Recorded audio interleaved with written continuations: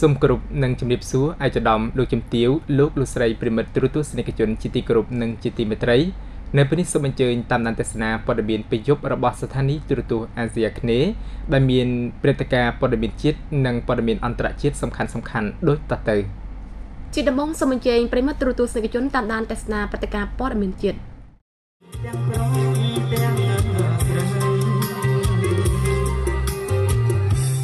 ថ្ងៃទី29ខែមករាក្រុមហ៊ុន Midphone បានធ្វើពិធីប្រគល់រង្វាន់ជូនដល់អតិថិជន4រូបដែលបានឈ្នះរង្វាន់ពីកម្មវិធី Pokémon កម្មវិធី Bidding Game និងកម្មវិធីកាត់កោសនាំសំណាងក្នុងខែវិច្ឆិកាខែធ្នូឆ្នាំ2012រង្វាន់ម៉ូតូ Honda Scoopy ឆ្នាំ2013ពីកម្មវិធី Pokémon បានទៅលើអតិថិជនឈ្មោះទូចពៅដែលប្រើប្រាស់ទូរស័ព្ទលេខ088 59 40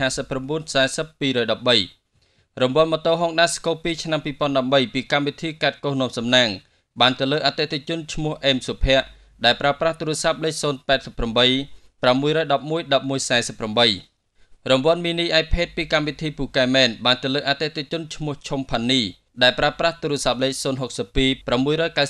77 66រង្វាន់ iPhone 5 ពីកម្មវិធី Bidding Game បានទៅលើអតិថិជនឈ្មោះភួងសុផលដែលប្រើប្រាស់ទូរស័ព្ទលេខ088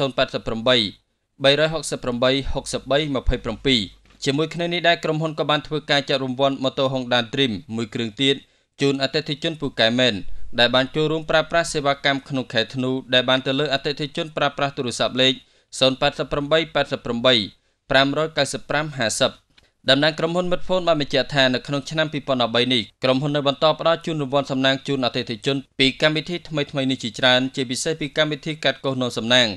ដែលអតិថិជន Midphone ទាំងអស់គ្រាន់តែធ្វើការបញ្ចូលទឹកប្រាក់តាមរយៈកាតកោស Midphone រួចហៅទៅកាន់លេខ9999ដើម្បីចូលរួមឈ្នះរង្វាន់ផ្សងសំណាងជាច្រើនសន្ធឹកសន្ធាប់រហូតដល់ទៅ30លានរៀលក្នុងមួយខែជារៀងរាល់ខែហើយគ្រប់រង្វាន់ទាំងអស់អតិថិជនអាចទទួលបានដោយមិនមានការបង់ថវិកាជូនក្រុមហ៊ុន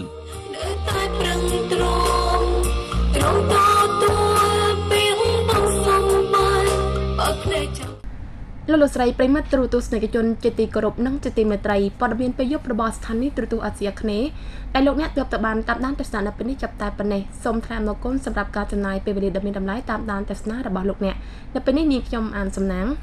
រួមជាមួយនឹងខ្ញុំបាទសវណ្ណរិទ្ធនិងក្រុមការងារទាំងអស់សូមអរគុណសូមគោរពលា